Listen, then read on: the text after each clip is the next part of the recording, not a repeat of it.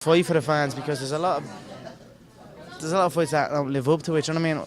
I came, gave it my best. He was composed in there, fair play to him. I thought the first 4 rounds were mine. Certainly the first 3. The fourth was close. You could probably give it to him. Let's say 3-1, and that's being generous. I thought I won the 8th, and then he won the 9th, and we got stopped in the 10th. So what's that? 5-4, and then it was stopped in the 10th. That's what I would have thought, if not even going into the round where it was stopped. And I thought it was stopped a little early for me. I don't care about all that. Fair play to him. He was composed and experienced. His speed, his power, his skill was okay. I wasn't. Is this the best boxer ever? You know what I mean? I felt handy the first early rounds. I thought his composure is what won him the fight, and fair play to him. Yeah, he gained head position each time, but it wasn't that. It was like, if you think, he wasn't. When I entered into the clinch, or I dug another hook, or when he threw his right hand to put the frame, and I took his back, that's all energy on my behalf. That I'm at the putting energy into that. Whereas in a mixed martial arts bout, it's energy that's gonna. You've advanced position and you're in a better position now, and you can work. Like when I had his back there, if that was an MMA fight, I can stay on his back and continue to keep hitting him. But in a boxing fight, you put the work in to get the back, but the referee separates it and resets you again. So I'm like, there was somewhere in the middle of it, I was like, I'm using all this energy to get to his back, and I'm not landing that many blows that are worth it, but I'm using a lot of energy. And then that's it. He capitalised on it. He saw my energy dip, kept his hands up, dipped in low. And what can I say? I'm a student. I'll always study. I study every single situation. I think in sparring, it was always people backing off, and it was always distance fighting. And then the early rounds, you saw that he couldn't touch me. I don't lose the early rounds ever. It's just a moment where it's like I can't see the final line, and I'm like, I see a big hill, and I have this little dip in energy. And he capitalised on that dip. I think if the ref had let it go and I got to that, similar to the Diaz 2 fight, I have that moment, but I come through it, I recover, and then I get the second win and I go again. I think if I saw the end of the 10th round, I could have came back in the 11th and the 12th. And that was kind of the picture in sparring as well, in the lead up to it. I had these middle to late rounds where I was like dipping, but then I'd come back. But fair play to him, didn't let me come back, capitalised, and it kept coming forward. He fought a very different fight than he's used to. He fought more like a Mexican. So, look, I'm happy. I enjoyed it. I think with a bit more experience, I beat him. I wasn't overwhelmed by skill. I wasn't overwhelmed by speed. I wasn't overwhelmed by power. It was his composure. It was his when to throw shots and when not to throw shots, and that was that. I didn't think he comported himself badly. You know, Conor always gives you a bit of a different dimension, and when you first see him, it is a little bit of a weird look. I remember the first time I sparred him, I didn't get off a lot of punches, and I was telling myself, it's probably because I'm out of shape, you know? That first time, the time when I did 8 rounds. But I noticed Floyd didn't get off a lot of punches either the first few rounds. So maybe you got to give Conor a little bit of credit. Maybe there's a little bit of confusion. But the problem with Conor is, obviously it's not a problem, he just hasn't been boxing for a long time. He doesn't have a lot of dimensions to him. So once you do figure it out, that's pretty much all he's got, you know? And he doesn't have any other dimensions to go to where, okay, now this guy figured this out, I'm going to go to something else.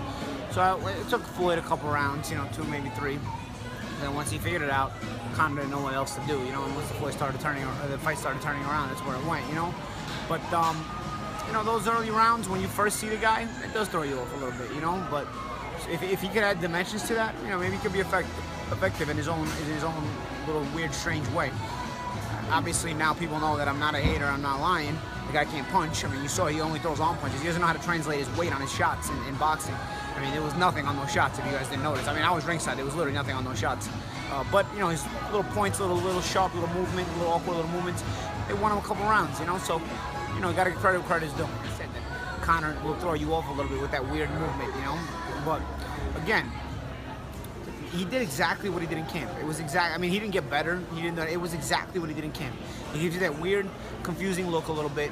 He throws hammer punches when he pushes your head down, And then you start taking it to him.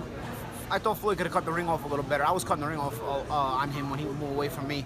Once you get to him, that's it. He has no other answers. That's it. He's only got so much. It's not bad, but he only has so much. So once you get to him, you can't start ripping into him with harder shots.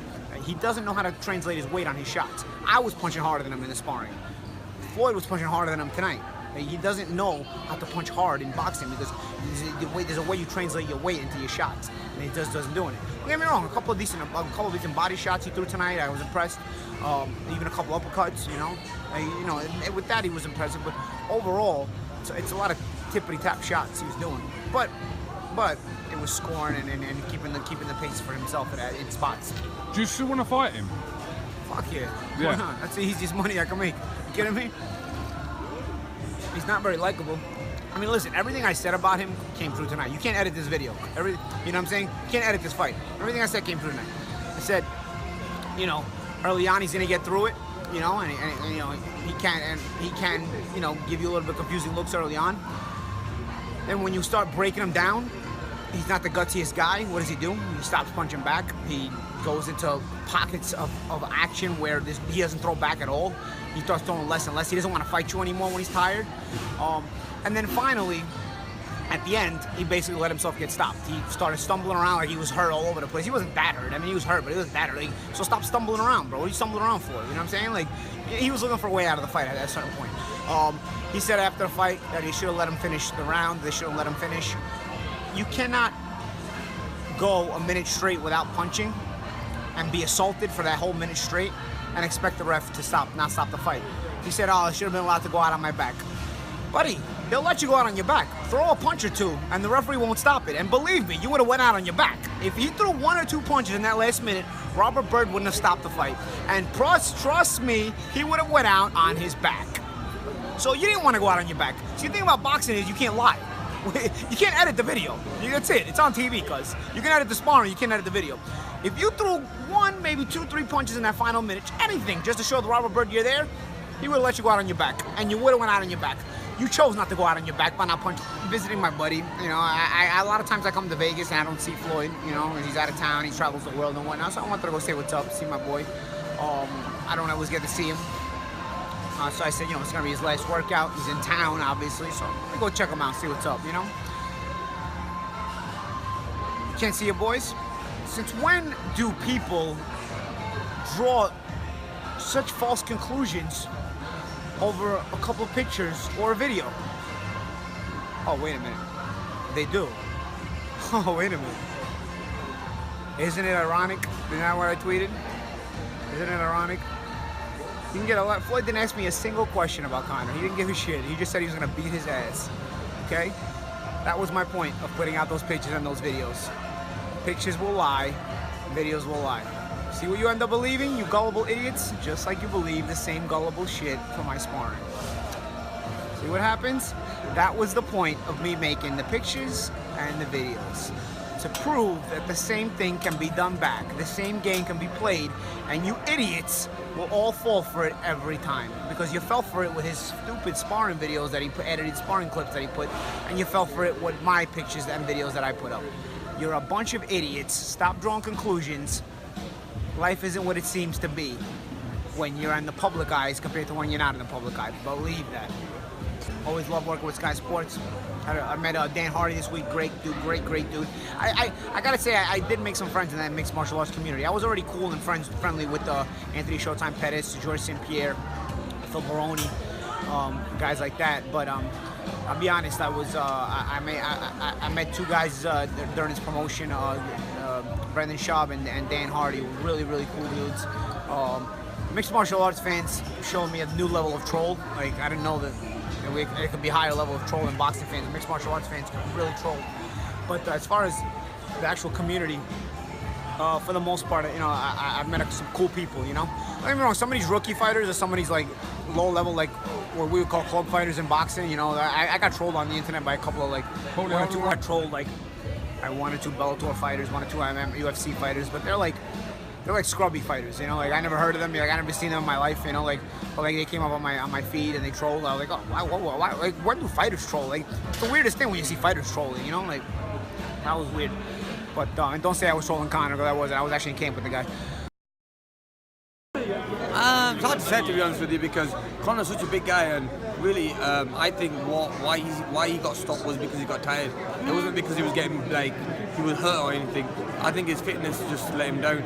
Conor's very big upper body, and you know, when he throws them big powerful shots, I think he just wore himself out. So I think whoever was in the ring with him, if they had been smart and boxed him, I think he would have ran out of gas, and he would have ended up getting caught with a couple of shots like Mayweather caught him. It was a little bit tactical because he wanted to feel him out a little bit and feel that power, see what he's up against.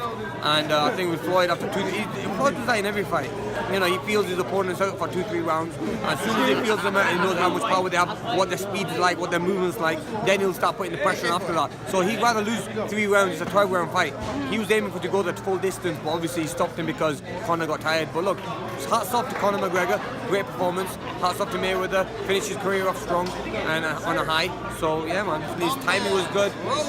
You know when someone's got it in them, then they got it in them. You can't really take that away. So Floyd had that sharpness. He was still seeing shots well, and he was giving shots back. So yeah, his punchy speed, everything was really good. Timing was perfect. Beat Paulie Malignaggi, I think. You think? I think it probably. Yeah. I think we beat Paulie Malignaggi. But at the same time, I think he should go back into MMA, because there was times where he could have taken down Floyd, but I thought which he was gonna, but he didn't. So you know, respect to him there, because with all that frustration and everything, he still stuck to his game. You know, which is boxing. So you have to give him, you take your hats off to him, man. Credit goes out.